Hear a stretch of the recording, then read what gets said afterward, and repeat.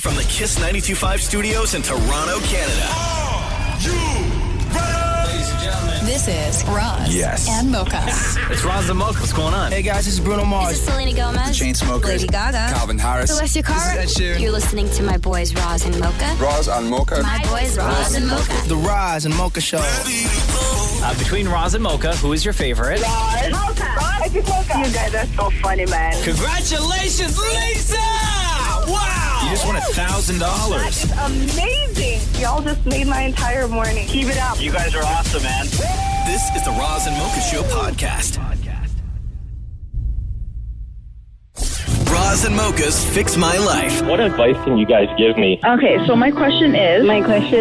Got a problem you can't fix? Roz and Mocha got you. Hey, Victoria, it's Roz and Mocha. How are you? Oh, I'm good, thanks. How are you? Good. What's up? Why are you here on FML? What do you need help with? Oh, boy. How do you support a best friend when you're not sure about her fiancé? Oof. Victoria Ura says, hey, Roz and Mocha, fix my life. My best friend of over 30 years got engaged over the holidays. While I'm happy for her, I'm not a fan of her fiancé. They've had a long-distance relationship for 3 years, seeing each other only a few times a year. I've met him 3 times, and during one encounter, he was condescending to both of us. I don't think she sees it. She's smart, so I trust her judgment, but major details like who's moving where haven't even been discussed. She's evasive when we talk about their relationship. Should I address my concerns with her or just support her and stay out of it? Do any of your other friends say anything or have the same concerns as you? They haven't met him. Oh, yeah. Nobody else has. Just you? No. Yeah, and her family. Okay. Has she been married before? No. No. Has she ever had a long-term boyfriend before? No, this is the first. This is the first. Okay. Long distance of 3 years. How long distance are we talking? In the States. Okay. So they don't even know whether he's moving to Canada or if she's moving to the U.S.? No, they don't. Have they discussed that? She claims that they have, but they're still at odds of who's moving where. Why are they getting married? That's the question. I don't know. How old are they? In their 40s. Okay. So is that why you think? Could be. I would say that normally you learn this stuff in your younger years, like before I shouldn't say that now because people are getting married later in life. But it's always interesting when you have a friend who's a close friend and you find out who they marry. Oftentimes it aligns perfectly, right? Where you're like, this is a perfect person for you. But every now and then you run into a situation where you realize that your friend as an individual isn't that person solely, right? Where they have one dynamic and one relationship that they are drawn to with you, the best friend, but they also seek something else from a romantic partner. Right. That's why you get situations sometimes of where you're like, you have a friend and they're completely different with their partner. Right. Like you're like, whoa, this is like not even the same person. And, they don't really talk the same and they get treated weird because that's what they like. Right? Like that's sort of what they seek out in those relationships. That's the dynamic that they're drawn to. And you realize they have different relationships with different people. Not everybody is the same around everyone. And when it comes to something like this, especially when somebody's in their 40s, this isn't a person who's going to be, ruining the greatest years of their life kind of thing. I think that when you're 40, you're still making mistakes, but you are beyond the judgment from friends of like, you guys haven't even had the conversation yet of where's. That is a conversation for a 25-year-old from a family member, not a best friend to a 40-year-old. Okay. No, you can't. Here's my thing is that if you want to have a conversation with her, don't have a conversation with her about the guy, okay? Because what she needs is your support. She is, she's never been married. You said she's never had a long-term relationship. So this sounds like one of the first. And if it's one of the first and she's in her 40s, don't wreck that for her. Even if it's not going to last, right? You got to push her in a direction of where it is going to work out for her. That's your job as a best friend. And then to be there for her if it all comes tumbling down. right? But don't try and ruin something that she feels is the one time in her life where she's getting to experience this. Okay. That makes a lot of sense. You can have your opinions, but man, like Roz, that's killer advice right there. Yeah. Amazing. Yeah. Like you have to put yourself in her shoes, right? She's in her 40s, never been married, never had a long-term boyfriend. She finds this guy, he lives in the States. She's probably at the thing right now where they're like, you know what, let's just do this and then we'll figure everything out later. Yeah. Right? And if that's the case, fine, let them. Okay. Right? Just be there for her. Just be there for her. You know, it's so hard, especially when you've known somebody for this long. So zooming out a little bit, that's a different perspective, which I didn't even consider before. Yeah. And also you have to take into fact too, there's probably something in the back of your mind where if she does move down there to live with him, right, you're also losing your best friend. Mm-hmm. Okay. And that may be kind of guiding you in one way that it should not. Yeah. Yeah. Right. Because that's the sort of selfish, nothing wrong with being selfish, but that's the sort of selfish avenue that you don't want to go down when you start talking to her about, you know, the things that are not working out in her relationship, because you're coming at it from a point of you're trying to save your relationship as opposed to helping her create a new one. Mm-hmm. You just got to be supportive and be a friend. Okay. Amazing. Be there for her no matter what. Okay. Yeah, thanks, guys. Thanks, Victoria. Love you. Have a good day. Bye. Roz and Mocha's Fix My Life. What advice can you guys give me? Okay, so my question is... Got a problem you can't fix? Roz and Mocha got you. Melissa, welcome to Roz and Mocha's Fix My Life. What in your life needs fixing today? So how do I spill the truth without starting a fire? How do you spill the truth without starting a fire? You wrote us this, Melissa. Hey, Roz and Mocha Fix My Life. A few years ago, my brother told me that he has herpes. Recently, he started dating a new girlfriend who I actually like better than him. From what I can tell, he hasn't told her about his condition, and I'm not sure if they're using protection. Part of me wants to warn her so her life isn't permanently affected. My brother believes that since he hasn't had an outbreak in a while, that he doesn't have it anymore, but we all know that it doesn't go away. You just carry it. I'm not sure what to do. I want to tell her to warn her, but I don't want to burn any bridges. So you don't know for a fact whether she knows? Yeah, I don't think that he's told her, because my brother's like a little naive sometimes. And based on the questions that I've asked him, he kind of seems like skeptical when she's around, like he doesn't want to talk about it. Have you ever asked him flat out? No. Oh, why not? Why not? Because like a part of me doesn't want to like get involved either. Like it's not really my business. Mm-hmm. And if he does say, well, no, I haven't, I don't have it anymore, I know that's not valid. It's not real. So then I would feel more obligated to even tell her. Right. So two things here. One, you can ask yourself, hey, if I was in her position, would I want to be told? Right? Yeah. That's gonna take you down one road. Yeah. But the other thing to consider is, are you willing to burn the bridge with both of them? Like, I've gotten in so many arguments with my brother. It's fine if that bridge is burned. Oh, wow. But I know it's weird to say, but I would not like to burn the bridge with her. How long have they been together? Only a year. Okay, so here's the thing. They've been together a year, right? Yeah. You go to her now to say, hey, my brother has herpes. Yeah. Her question is, why did you wait a year? I just met her like September. I didn't even know he was dating this girl until 4 months ago. Okay. And if she didn't know, she's going to go and ask him, why did you wait a year? Or why did I have to hear this a year later? Yeah, but that'll be his problem. Yeah. You're starting that fire, though. I think you need to talk to him and ask him straight out. Yeah, I think that it is, I think that the conversation, the first conversation that needs to happen is with your brother, right? You know, after that, like, is it your place? No. I don't know. I don't think so. It's a really, really tough one, because for all you know, they've had the conversation and they're dealing with it, or she doesn't care, or whatever it is. So you don't know, like, maybe he has told her, right? And they're figuring it out on their own. But if you just unilaterally go and tell her and she's like, yeah, I know, we talked about it, that is still game over with you and your brother. Yeah. But what if I talk to him and he says, no, I haven't told her because I don't feel like I should need to because I don't have it anymore because I don't have an outbreak. Yeah. So then I just leave it be. And then if she gets it, she gets it. It's the luck of the draw. That is between two consenting grown adults. Those conversations are conversations that should have happened between them a year ago. And if they did happen and your brother lied and she finds out, that is another conversation that is going to have to happen between her and your brother, not involving you. Yeah. You don't need to be the herpes hero here. Damn. Yeah, that makes sense. That's not a title you want. No. That's not a flex. No. You know, like you don't need to be that kind of hero.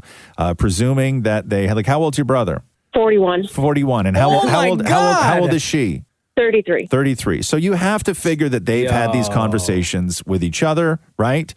And maybe a lie was told, but if that's the case, that's your brother's mess. And that is, you know, her reluctance to do the sort of due diligence that goes into a new relationship. That still doesn't involve you with a 40-year-old brother. Yeah. Nobody needs a herpes hero. Yeah. Yeah. Damn. To the rest. Okay. Bumpy cape and everything. That is two consenting adults to figure out on their own. Yeah. All right, Melissa? Yep. All right, girl. Sounds good. All right. Have a good day. Thanks, you too. Roz and Mocha's Fix My Life. On Kiss.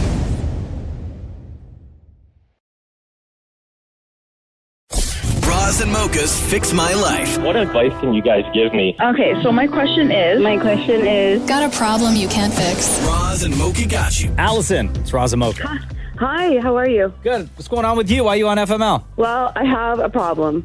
I need to know, how do I handle a family gift policy that's utterly ridiculous? A family gift policy. Allison, you wrote, it says, hey, Roz and Mocha, fix my life. My mother-in-law and her husband are very generous with birthday and Christmas gifts for my 3 daughters, and we all appreciate it. However, she's made it clear that with each girl, when they turn 20, the gifts will stop, and she's already done with her grandsons. This December, my oldest turned 19, so next year will be her last year receiving gifts. I'm struggling with how she can give gifts to the 14 and 17-year-olds, but not the oldest. It feels unfair and exclusionary. I'm an all or none kind of mom, and I don't think this is kind. I want to address it now before it becomes an issue. Any advice? What kind of gifts are we talking when you say generous? Well, she usually gives gift cards and something tangible like a shirt or pants, and then she gives pillowcases. So it's about, I want to say, approximately $250 to $300. Okay. Per kid? For each daughter. Yes. Okay. Very generous. And then, has she been this way, like, since you've known her? Yes. Oh, okay. So it's not a new thing. No, she's always been consistent. And for me, it's not about the value of the actual gift. It's just about the feeling of making each girl feel special. Do the girls know? Do the kids know? They do now. Mm-hmm. Yeah. Oh, okay. Mm-hmm. And this is for birthdays and Christmases, so this happens twice a year per kid. That's right. And my oldest daughter, her birthday is December the 19th, and then Christmas is obviously 5 days later. Geez, she's the grandmother, she's not the mother, right? That's right. And I think that 20 is actually quite generous. I agree. Again, it's not about the quantity of the gift. I was thinking what I might do is, if she does not give my oldest a gift, that my husband and I would then go out and purchase, like ask for in advance, what are you planning to give? And then go out and purchase whatever it is and give it to my oldest daughter on the side. But you already give her gifts, though. I do. It's just that feeling of, I don't know if it's just being a mom of teenage girls. It's just that feeling of making them feel special and respected and equal to their siblings. Yeah, but she's 20. The other kid's 14. I know. It's just my heart. I just can't imagine But the older, like, she's going to understand by the time that Christmas rolls around, like, she would have been prepared. She knows. Like, have you had a conversation with her about it? Like, did she say, like, Mom, I'm going to be super sad that I don't get a gift from Grandma?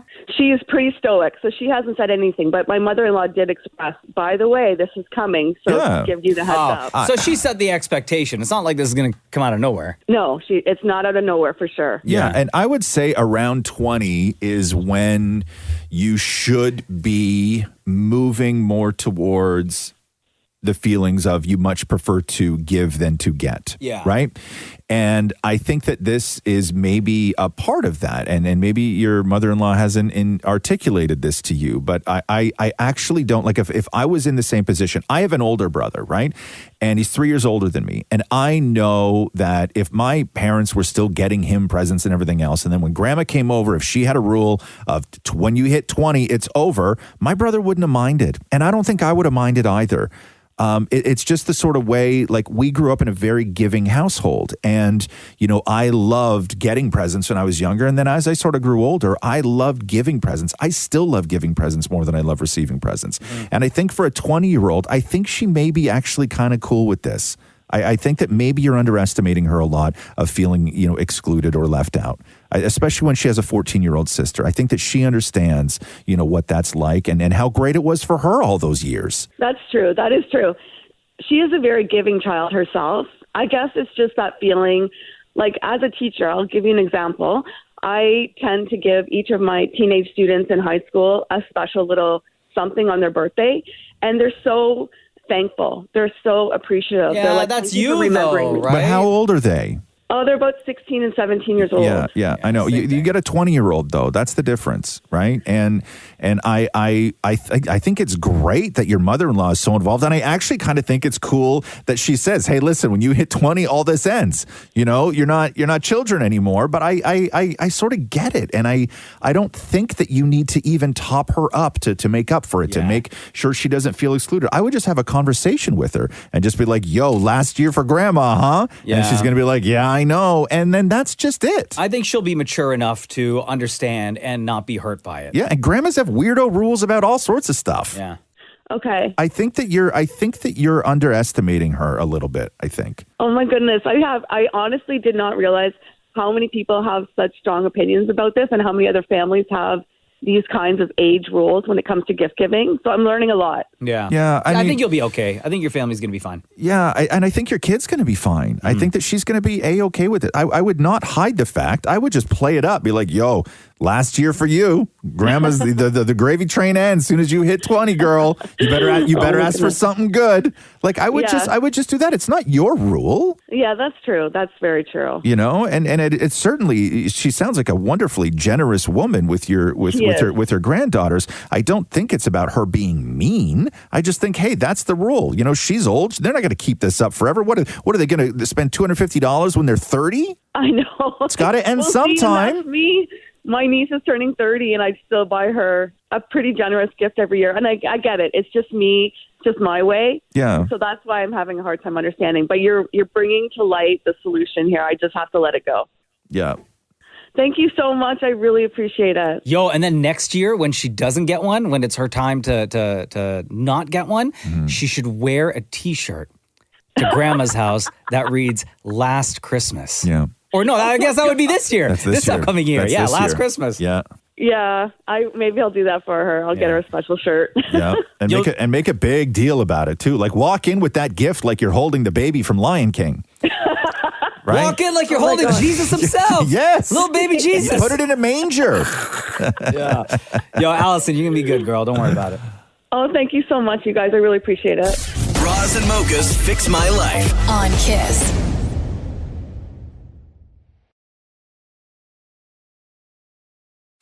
Roz and Mocha's Fix My Life. What advice can you guys give me? Okay, so my question is... Got a problem you can't fix? Roz and Mocha got you. Yo, Jackie, what's up? It's Roz and Mocha. Hi there, how's it going? Good. You're going through it, huh? Going through it, let me tell you. Yeah, please. What's going on? I don't even know where to begin. I guess I just don't know if the man that I love and have building a life with for 2 years is pulling away or just going through something. You wrote us this, Jackie. Hey, Roz and Mocha, Fix My Life. My boyfriend and I have been long distance for 2 years, building a future together, even filing visa paperwork in December. But recently, he's pulled away, saying he's struggling with health, family issues, and depression.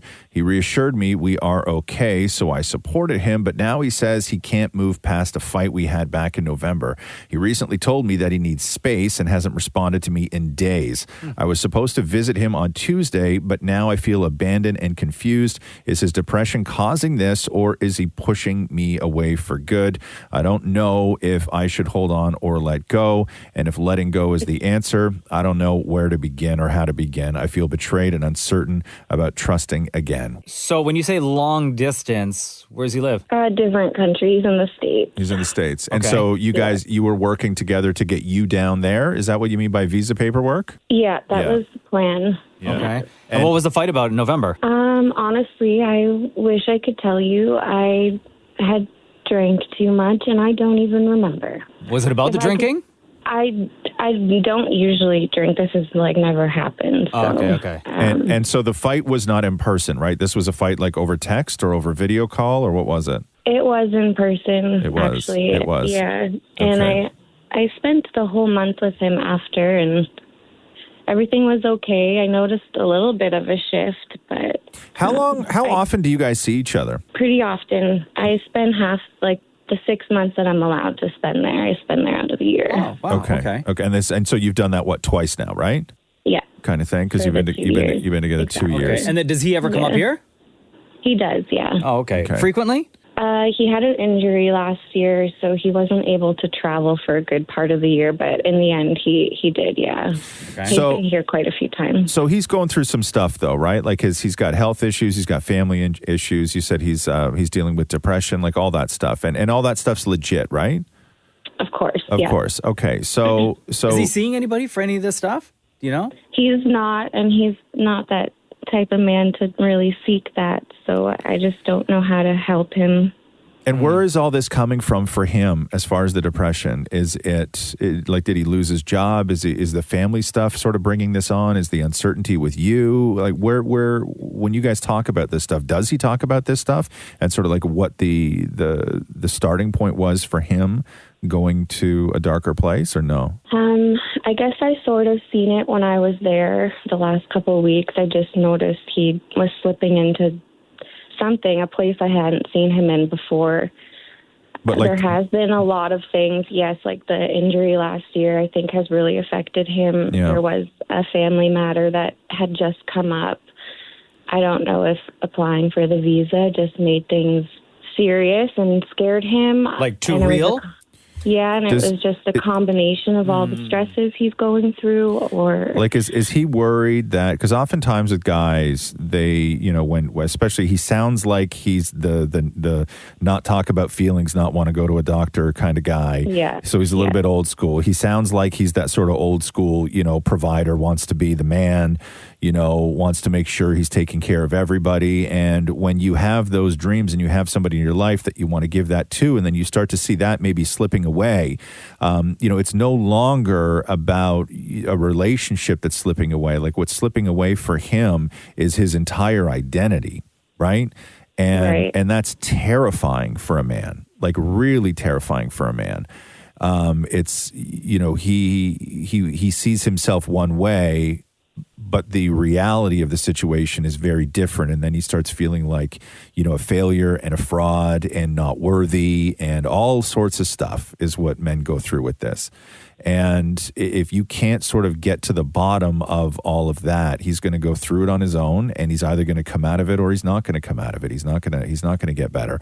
But when it comes to you and your role in this, I think that the thing that you need to remember is that if you are building a relationship, these aren't his problems. I think what you need to articulate to him is that he's not going through anything. You're going through stuff. The two of you together are going through this. He's not alone in this. This is something that when you love somebody and you're building a life, you go through this together. He's not going through it alone. And I think I think that may be the only way to sort of get inside. Yeah, and I did say that to him. I mean, it's been a week since I've heard from him. I've reached out twice. It's taken everything in me to not reach out more, but I had to do it, and I did let him know, I know you're going through a lot, and I am here for you, and I'm not fighting against you. I'm fighting with you. We're on the same team. Yeah. Maybe have you ever tried asking him, saying something like, what do you need from me? I have. Yeah. What does he say? And he says he doesn't even know. And Is there another girl? He doesn't have another woman on the side, right? I I mean, you can never be sure, but I really do believe in my heart that he doesn't. Because the flip side of all of this, the health, the family issues, the depression, the distance, the everything is, oftentimes when a guy is juggling and then things start closing in, it's real perfect for a long time, right? Yeah. And then when things start to become real, you guys start talking visas, you start talking going down there, staying permanently rather than 6 months at a time. Those walls start closing in. And you start to worry, right? Because you can't get out of this thing you've created, and so it's either one of those. It's either he's really going through it and and needs help, or he's got a woman on the side. I think you're right, and I guess it just leaves me in a position of now. Okay, I've reached out, I've laid it out, I've said I'm here for you no matter what. I'm trying to respect your needs for space, but at the same time, I think my feelings of needing some sort of communication right now need to be respected. Do you feel that you've done everything you can do? Yeah. Okay. It sounds like it. Then it's up to him now. Okay. All right, Jackie. Okay. Thanks so much. All right, love. I appreciate it, and I love you guys, and you've helped me through a lot. Thank you. Thanks for listening to the Roz and Mocha Show podcast. Catch the guys live Weekday mornings from 6 to 10. on Kiss 92.5 Kiss925.com. or download the Kiss 92.5 app.